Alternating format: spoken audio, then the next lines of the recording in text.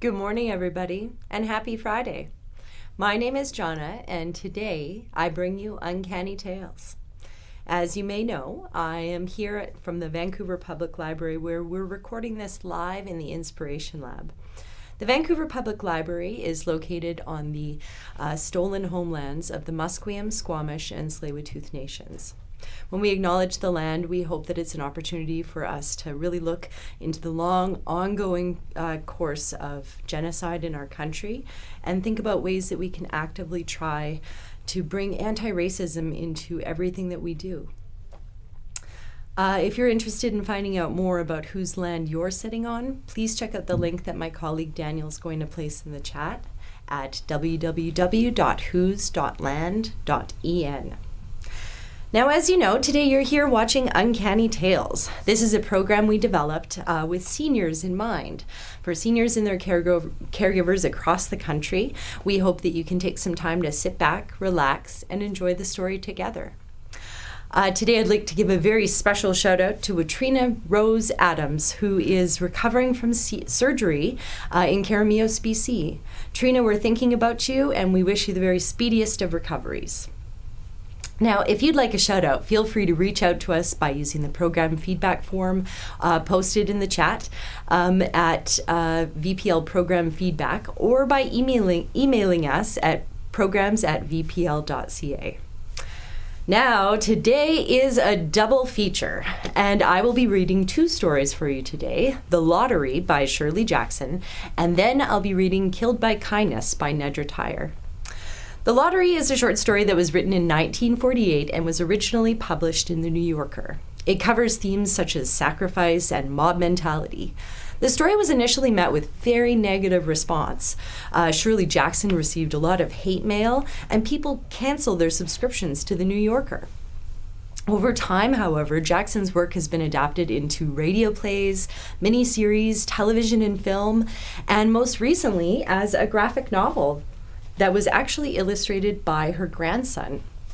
So the story, The Lottery, today is often taught in schools and has been lauded as one of the best short stories of the 20th century. So I do hope that you will enjoy The Lottery by Shirley Jackson.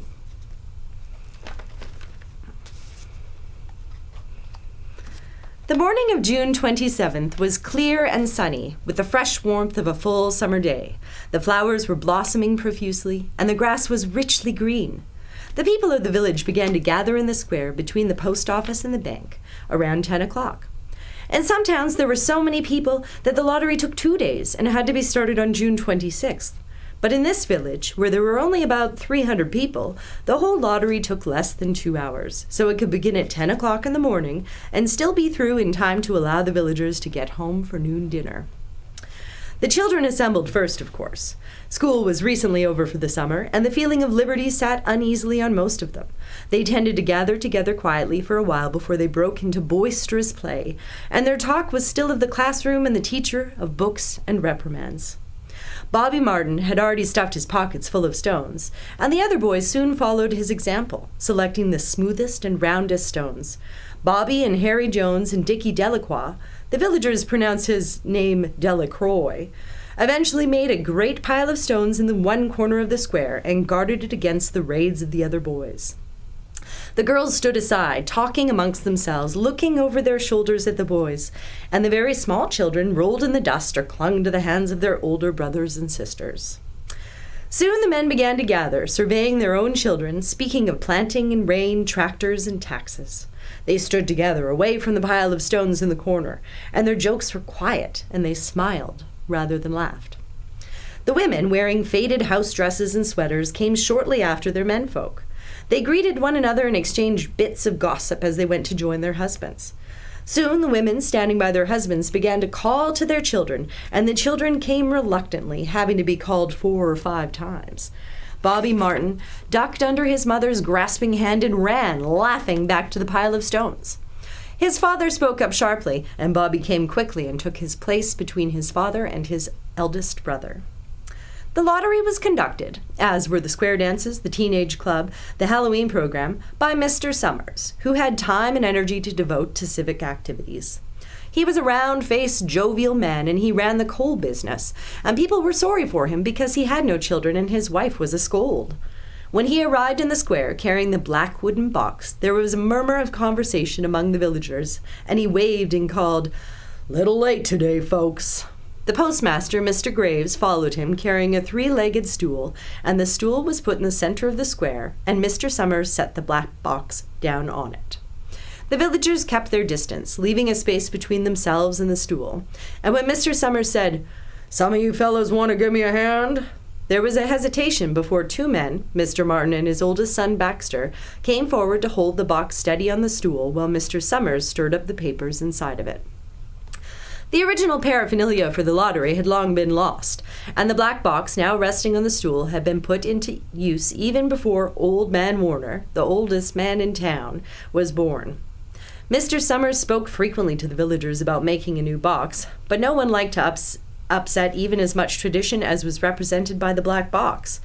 There was a story that the present box had been made with some pieces of the box that had preceded it, the one that had been constructed when the first people settled down to make a village here. Every year after the lottery, Mr. Summers began talking about a new box, but every year the subject was allowed to fade off without anything's being done.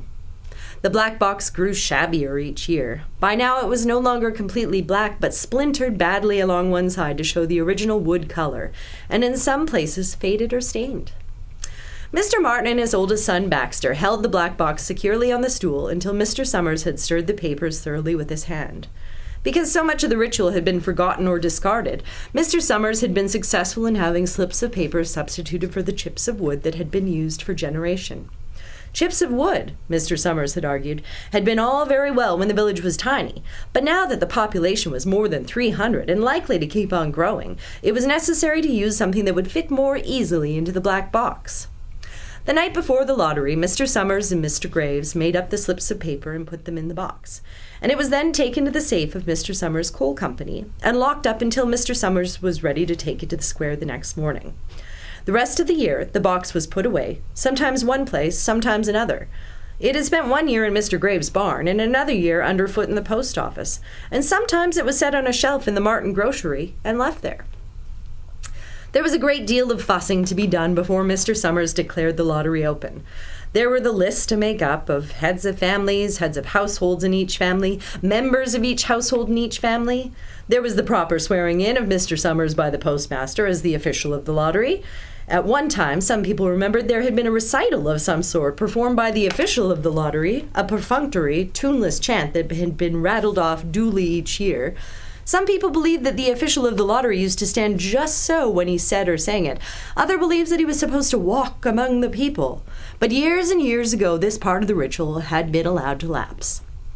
There had also been a ritual salute, which the official of the lottery had used in addressing each person who came up to draw from the box. But this also had changed with time, until now it was felt necessary only for the official to speak to each person approaching. Mr. Summers was very good at all of this, in his clean white shirt and blue jeans, with one hand resting carelessly on the black box. He seemed very proper and important as he talked interminably to Mr. Graves and the Martins. Just as Mr. Summers finally left off talking and turned to the assembled villagers, Mrs. Hutchinson came hurriedly down the path to the square, her sweater thrown over her shoulders, and slid into place in the back of the crowd. "Clean forgot what day it was," she said to Mrs. Delacroix, who stood next to her, and they both laughed softly. "Thought my old man was out back stacking wood," Mrs. Hutchinson went on, "and then I looked out the window and the kids was gone, and then I remembered it was the 27th and came a-running." She dried her hands on her apron, and Mrs. Delacroix said, "You're in time, though. They're still talking away up there." Mrs. Hutchinson craned her neck to see through the crowd and found her husband and children standing near the front. She tapped Mrs. Delacroix on the arm as a farewell and began to make her way through the crowd. The people separated good-humoredly to let her through. 2 or 3 people said in voices just loud enough to be heard across the crowd, "Here comes your Mrs. Hutchinson," and "Bill, she made it after all." Mrs. Hutchinson reached her husband, and Mr. Summers, who had been waiting, said cheerfully, "Thought you were going to have to get on without you, Tessie." Mrs. Hutchinson said, grinning, "Wouldn't have me leaving my dishes in the sink now, would you, Joe?" and soft laughter ran through the crowd as the people stirred back into position after Mrs. Hutchinson's arrival. "Well now," Mr. Summers said soberly, "guess we better get started. Get this over with so's we can all get back to work. Anybody ain't here?" "Dunbar," several people said. "Dunbar, Dunbar." Mr. Summers consulted his list. "Clyde Dunbar," he said. "That's right. He's broke his leg, hasn't he? Who's drawing for him?" "Well, me, I guess," a woman said, and Mr. Summers turned to look at her. "Wife draws for her husband," Mr. Summers said. "Don't you have a grown boy to do it for you, Janie?" Although Mr. Summers and everyone else in the village knew the answer perfectly well, it was the business of the official of the lottery to ask such questions formally. Mr. Summers waited with an expression of polite interest while Mrs. Dunbar answered. "Horse is not but 16 yet," Mrs. Dunbar said regretfully. "Guess I gotta fill in for the old man this year." "Right," Mr. Summers said. He made a note on the list he was holding. Then he asked, "Watson boy drawing this year?" A tall boy in the crowd raised his hand. "Here," he said. "I'm drawing for my mother and me." He blinked his eyes nervously and ducked his head as several voices in the crowd said things like, "Good fellow, Jack," and "Glad to see your mother's got a man to do it." "Well," Mr. Summers said, "guess that's everyone. Old man Warner make it?" "Here," a voice said, and Mr. Summers nodded. A sudden hush fell on the crowd as Mr. Summers cleared his throat and looked at the list. "All ready?" he called. "Now I'll read the names. Heads of families first, and the men come up and take a paper out of the box. Keep the paper folded in your hand without looking at it until everyone has a turn. Everything clear?" The people had done it so many times that they only half listened to the directions. Most of them were quiet, wetting their lips and looking around. When Mr. Summers raised one hand and said, "Adams," a man disengaged himself from the crowd and came forward. "Oh, hi, Steve," Mr. Summers said, and Mr. Adams said, "Hi, Joe." They grinned at one another humorously and nervously. Then Mr. Adams reached into the black box and took out a folded paper. He held it firmly by one corner as he turned and went hastily back to his place in the crowd, where he stood a little apart from his family, not looking down at his hand. "Allen," Mr. Summers said. "Anderson, Bentham." "Seems like there's no time at all between lotteries anymore," Mrs. Delacroix said to Mrs. Graves in the back row. "Seems like we got through the last one only last week." "Time sure goes fast," Mrs. Graves said. "Clark, Delacroix." "There goes my old man," Mrs. Delacroix said. She held her breath while her husband went forward. "Dunbar," Mr. Summers said, and Mrs. Dunbar went steadily to the box while one of the women said, "Go on, Janie," and another one said, "There she goes." "We're next," Mrs. Graves said. She watched while Mr. Graves came around from the side of the box, greeted Mr. Summers gravely, and selected a slip of paper from the box. By now, all through the crowd, there were men holding the small folded papers in their large hands, turning them over and over and over nervously. Mrs. Dunbar and her two sons stood together, Mrs. Dunbar holding the slip of paper. "Harbert, Hutchinson." "Get up there, Bill," Mrs. Hutchinson said, and the people near her laughed. "Jones." "They do say," Mr. Adams said to Old Man Warner, who stood next to him, "that over in the North Village they're talking about giving up the lottery." Old Man Warner snorted. "Pack of crazy fools," he said. "Listening to the young folks, nothing's good enough for them. Ugh. Next thing you know, they'll be wanting to go back to living in caves. Nobody work anymore, live that way for a while. Used to be a saying about lottery in June, corn be heavy soon. First thing you know, we'd all be eating stewed chickweed and acorns. There's always been a lottery," he added petulantly. "Bad enough to see young Joe Summers up there joking with everybody." "Some places have already quit lotteries," Mrs. Adams said. "Nothing but trouble in that," Old Man Warner said stoutly. "Pack of young fools."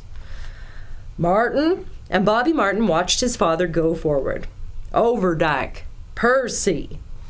"I wish they'd hurry," Mrs. Dunbar said to her older son. "I wish they'd hurry." "They're almost through, Ma," her son said. "You get ready to go run tell Dad," Mrs. Dunbar said. Mr. Summers called out his own name and then stepped forward precisely and selected a slip from the box. Then he called, "Warner."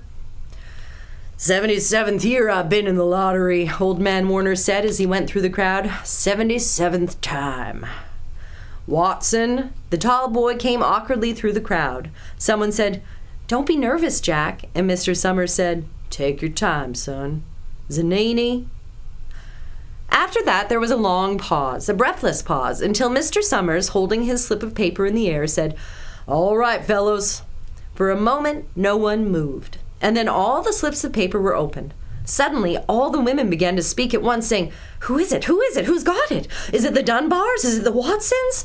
Then the voices began to say, "It's Hutchinson. It's Bill. Bill Hutchinson's got it." "Go tell your father," Mrs. Dunbar said to her older son. People began to look around to see the Hutchinsons. Bill Hutchinson was standing quiet, staring down at the paper in his hand.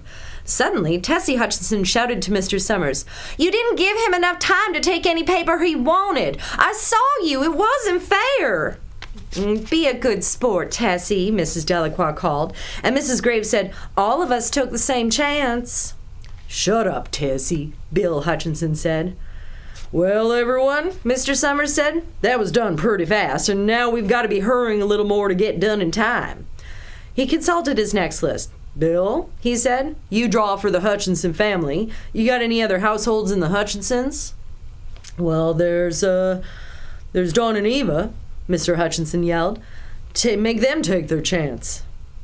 "Daughters draw with their husbands' families," Mr. Summers said gently. "You know that as well as anyone else." "It wasn't fair," Tessie said. "I guess not, Joe," Bill Hutchinson said regretfully. "My daughter draws with her husband's family. That's only fair. And I've got no other family except the kids." "Then as far as drawing for families is concerned, it's you," Mr. Summers said in explanation. "And as far as drawing for households is concerned, that's you too, right?" "Right," Bill Hutchinson said. "How many kids, Bill?" Mr. Summers asked formally. "3, Bill Hutchinson said. "There's Bill Jr. and Nancy and little Dave. And Tessie and me." "All right then," Mr. Summers said. "Harry got their tickets back?" Mr. Summers nodded and held up the slips of paper. "Put 'em in the box, then," Mr. Summers directed. "Take Bill's and put it in." "I think we ought to start over," Mrs. Hutchinson said as quietly as she could. "I tell you, it wasn't fair. You didn't give him enough time to choose. Everybody saw that." Mr. Graves had selected the 5 slips and put them in the box, and he dropped all of the papers but those onto the ground, where the breeze caught them and lifted them off. "Listen, everybody," Mrs. Hutchinson was saying to the people around her. "Ready, Bill?" Mr. Summers asked, and Bill Hutchinson, with one quick glance around at his wife and children, nodded. "Remember," Mr. Summers said, "take the slips and keep them folded until each person has taken one. Harry, you help little Dave." Mr. Graves took the hand of the little boy, who came willingly with him up to the box. "Take a paper out of the box, Davy," Mr. Summers said. Davy put his hand into the box and laughed. "Take just one paper," Mr. Summers said. "Harry, you hold it for him." Mr. Graves took the child's hand and removed the folded paper from the tight fist and held it while little Dave stood next to him and looked up at him wonderingly. "Nancy next," Mr. Summers said. Nancy was 12, and her school friends breathed heavily as she went forward, switching her skirt, and took a slip daintily from the box. "Bill Jr.," Mr. Summers said, and Billy, his face red and his feet overlarge, nearly knocked the box over as he got a paper out. "Tessie," Mr. Summers said. She hesitated for a moment, looking around defiantly, and then set her lips, went up to the box. She snatched a paper out and held it behind her. "Bill," Mr. Summers said, and Bill Hutchinson reached into the box and felt around, bringing his hand out at last with a slip of paper in it. The crowd was quiet. A girl whispered, "I hope it's not Nancy." And the sound of the whisper reached the edges of the crowd. "It's not the way it used to be," Old Man Warner said clearly. "People ain't the way they used to be." "All right," Mr. Summers said. "Open the papers. Harry, you open little Dave's." Mr. Graves opened the slip of paper, and there was a general sigh through the crowd as he held it up and everyone could see that it was blank. Nancy and Bill Jr. opened theirs at the same time, and both beamed and laughed, turning around to the crowd and holding their slips of paper above their heads. "Tessie," Mr. Summers said. There was a pause, and then Mr. Summers looked at Bill Hutchinson, and Bill unfolded his paper and showed it. It was blank. "It's Tessie," Mr. Summers said, and his voice was hushed. "Show us her paper, Bill." Bill Hutchinson went over to his wife and forced the slip of paper out of her hand. It had a black spot on it, the black spot Mr. Summers had made the night before with the heavy pencil in the coal company office. Bill Hutchinson held it up, and there was a stir in the crowd. "All right, folks," Mr. Summers said. "Let's finish this quickly." Although the villagers had forgotten the ritual and lost the original black box, they still remembered to use stones. The pile of stones the boys had made earlier was ready. There were stones on the ground with the blowing scraps of paper that had come out of the box. Mrs. Delacroix selected a stone so large she had to pick it up with both hands and turned to Mrs. Dunbar. "Come on," she said. "Hurry up." Mrs. Dunbar had a small stones in both hands, and she said, gasping for breath, "I can't run it all. You have to go on ahead, and I'll catch up with you." The children had stones already, and someone gave little Davy Hutchinson a few pebbles. Tessie Hutchinson was in the center of a cleared space by now, and she held her hands out desperately as the villagers moved in on her. "It isn't fair," she said. A stone hit her on the side of the head. Old Man Warner was saying, come on, everybody." Steve Adams was in the front of the crowd of villagers with Mrs. Graves beside him. "It isn't fair! It isn't right!" Mrs. Hutchinson screamed, and then they were upon her. The end. That was The Lottery by Shirley Jackson. Today I selected that story from the book The American Fantasy Tradition that was edited by Brian M. Thompson. You can find this at the Vancouver Public Library simply by looking at our catalog and selecting hold. We'll send it to any branch that you like for pickup. This book also has about 100 other short stories to read if you like to read short stories. So I hope that you really enjoyed that story. Very thought-provoking, very dark, as are most of our Uncanny Tales. So I will proceed with reading our next story, which today is Killed by Kindness. This story was published in 1963 in Alfred Hitchcock's Mystery magazine.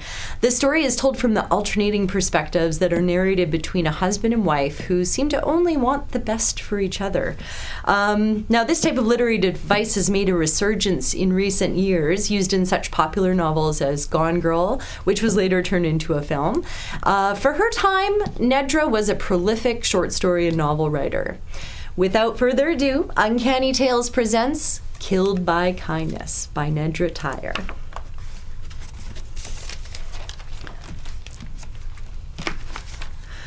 John Johnson knew that he must murder his wife. He had to. It was the only decent thing he could do. He owed her that much consideration. Divorce was out of the question. He had no grounds. Mary was kind and pretty and pleasant company, and hadn't ever glanced at another man. Not once in their marriage had she nagged him. She was a marvelous cook and an excellent bridge player. No hostess in town was more popular. It seemed a pity that he would have to kill her, but he certainly wasn't going to shame her by telling her that he was leaving her, not when they'd just celebrated their 20th anniversary 2 months before and had congratulated each other on being the happiest married couple in the world. With pink champagne and in front of dozens of admiring friends, they had pledged undying love. They had said that they hoped fate would be kind and would allow them to die together. After all, that John couldn't just toss Mary aside. Such a trick would be the action of a cad. Without him, Mary would have no life at all. Of course, she would have her shop, which had done well since she had opened it, but she wasn't a real career woman. Opening the shop had been a kind of a lark when the Greer house next door to them in a row of townhouses had been put up for sale. No renovation or remodeling had been done except to knock down part of a wall so that the two houses could be connected by a door. The furniture shop was only something to occupy her time, Mary said, while her sweet husband worked. It didn't mean anything to her, though she had a good business sense. John seldom went in the shop. Come to think of it, it was a jumble. It made him a little uneasy. Everything in it seemed so crowded and precarious.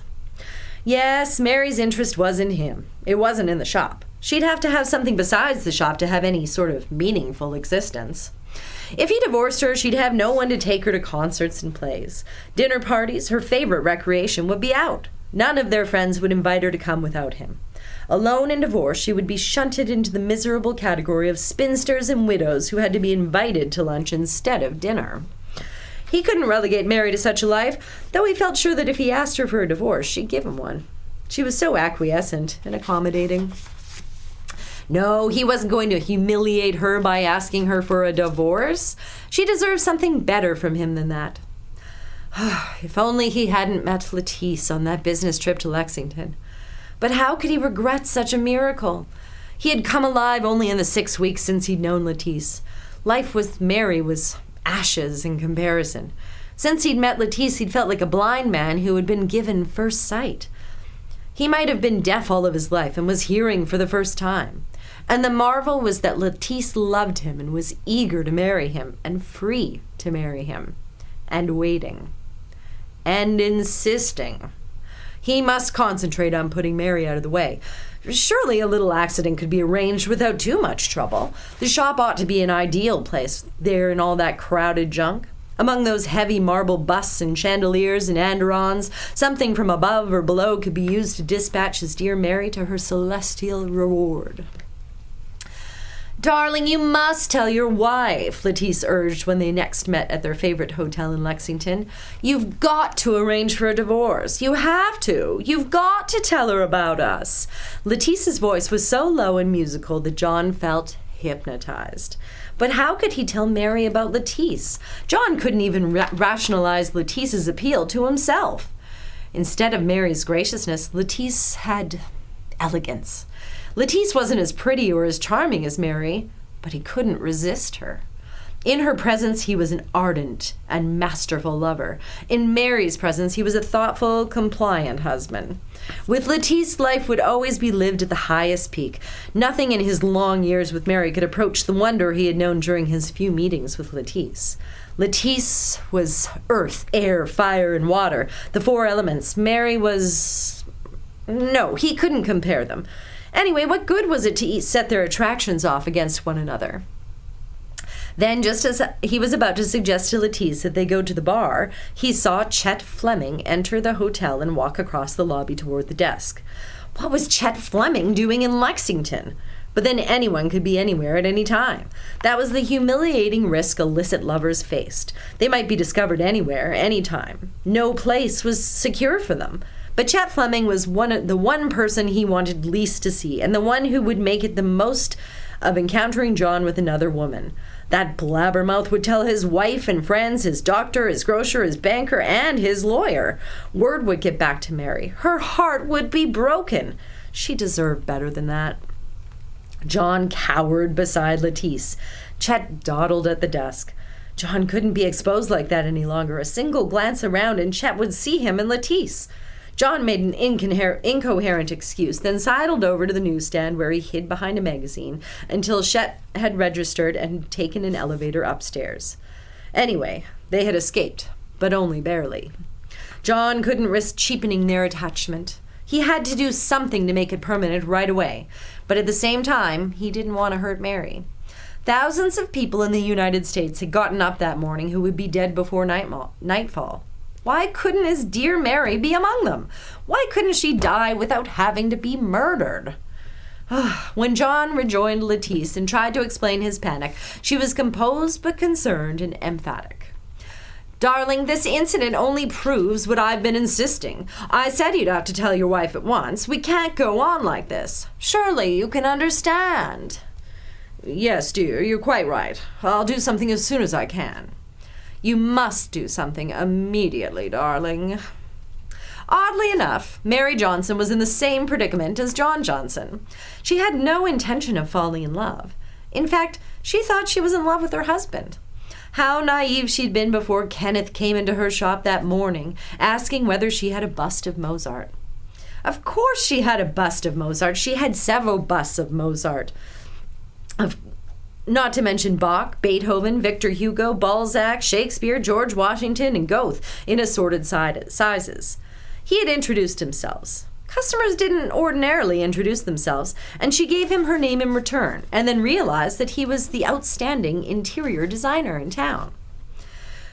quite frankly, he said, I wouldn't be caught dead with this bust of Mozart, and it will ruin the room, but my client insists on having it. Do you mind if I see what else you've got? She showed him all over the shop. Later, she tried to recall the exact moment when they had fallen in love.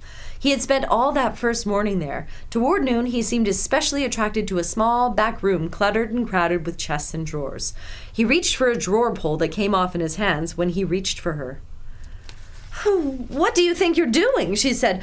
Goodness, suppose some customers come in. Let them browse, he said. She couldn't believe that it had happened, but it had. Afterward, instead of being lonely when John went out of town on occasional business trips, she yearned for the time when he gave her his antiseptic peck of a kiss and told her he would be gone overnight. The small back room jammed with the chests of drawers became Mary and Kenneth's discreet rendezvous. They added a chaise-longue. One day, a voice reached them there.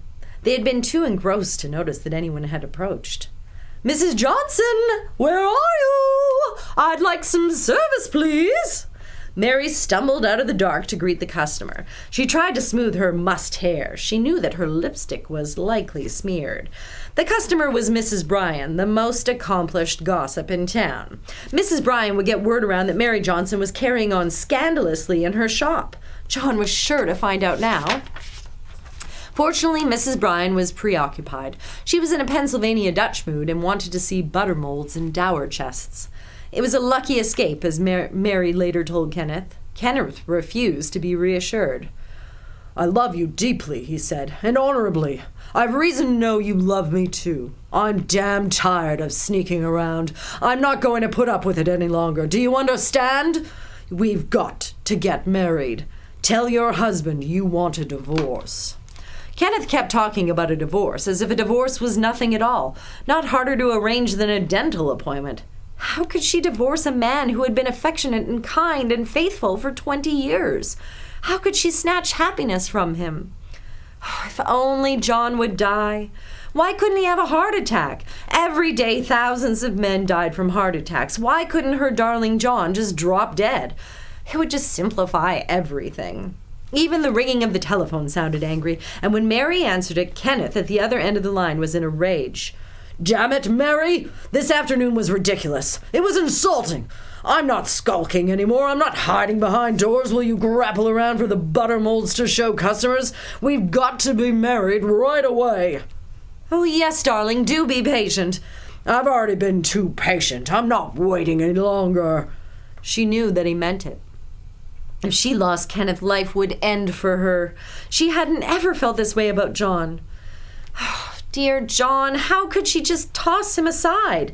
He was in the prime of his life. He could live decades longer. All his existence was centered on her. He lived to give her pleasure. They had no friends except other married people. John would have to lead a solitary life if she left him. He'd be the odd man out without her. Their friends would invite him to their homes because they were sorry for him. Poor, miserable John. That's what everybody would call him. He'd be better off dead, they'd say. He would neglect himself. He wouldn't eat regularly. He would have to live alone in some wretched, furnished apartment. Ugh. No, she mustn't condemn him to an existence like that. Why had this madness with Kenneth started? What had this foolish woman insisted on having a bust of Mozart in her music room? And why had Kenneth come to her shop in search of it when busts of Mozarts were in every second-hand store on Broad Street and at much cheaper prices? Yet, she wouldn't have changed anything. Seconds with Kenneth were worth lifetimes with John. Only one end was possible. She would have to think of a nice, quick, efficient, unmessy way to get rid of John. And soon. John had never seen Mary look as lovely as she did that night when he got home from his business trip. For one flicker of a second, life with her seemed enough. Then he thought of Lettice, and the thought stunned him into belief that no act that brought them together could be criminal. He must get on with what he had to do. He must murder Mary in as gentlemanly a way as possible, and he must do it that very night. Meantime, he would enjoy the wonderful dinner Mary had prepared for him. Common politeness demanded it, and anyhow, he was ravenous. Yet he must get on with the murder just as soon as he finished eating. It seemed a little heartless to be contriving a woman's death even as he ate her cheesecake, but he certainly didn't mean to be callous. He didn't know just how he would murder Mary. Perhaps if he could get her into her shop, there in that corner where all the statuary was, he could manage something. Mary smiled at him and handed him a cup of coffee. "Well, I thought you'd need lots of coffee, darling, after such a long drive." "Oh, yes, dear, I do. Thank you." Just as he began to sip from his cup, he glanced across the table at Mary. Her face had a peculiar expression. John was puzzled by it. They'd been so close for so many years that she must be reading his mind. She must know what he was planning. And then she smiled. It was a glorious smile she had bestowed on him ever since their honeymoon. Everything was all right. "Darling, excuse me for a moment," she said. "I just remembered something in the shop that I must see to. I'll be right back." She walked quickly out of the dining room and across the hall into the shop. But she didn't come right back as soon as she promised. If she didn't return soon, John's coffee would be cold. He took a sip or two, then decided to go to the shop to see what had delayed her. She didn't hear him enter. He found her in the middle room where the chandeliers were blazing. Her back was turned toward him, and she was sitting on an empire sofa close to the statues on their stands. She was ambushed by statues.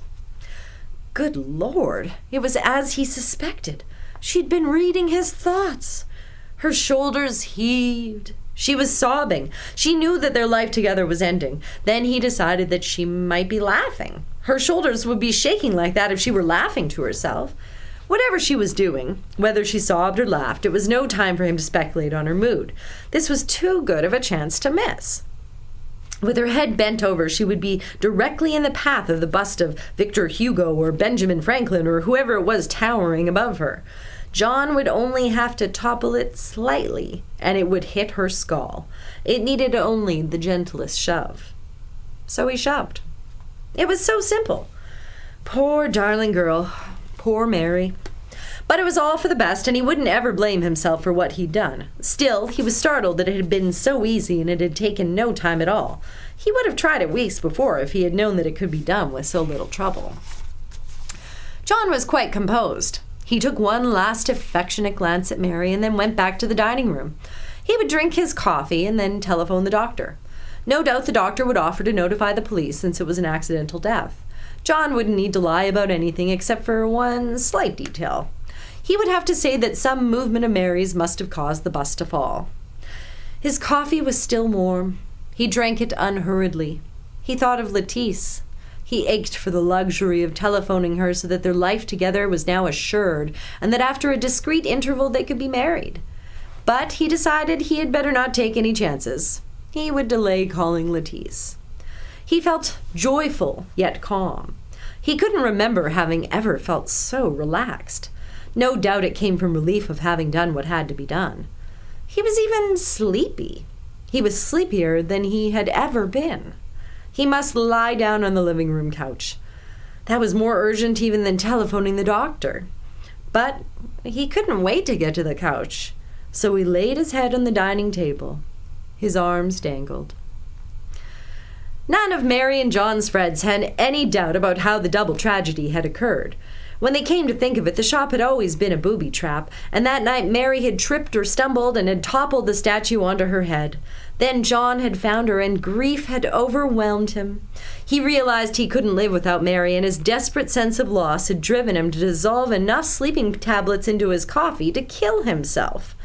They all remembered so well how, in the middle of their last anniversary celebration, Mary and John had said they hoped they could die together. They really were just the most devoted couple any of them had ever known. You could get sentimental just thinking about Mary and John, and to see them together was an inspiration. In a world of insecurity, nothing was so heartening as their deep, steadfast love. It was sweet and touching that they had died on the same night, and exactly as they had both wanted. The end. That was Nedra Tyer's Killed by Kindness. That was originally published in 1963. I have selected it from Tales of Terror, 58 short stories chosen by the master of suspense, Alfred Hitchcock. So you can check that out from vpl.ca. It's lots of spooky stories chosen by the master of suspense himself.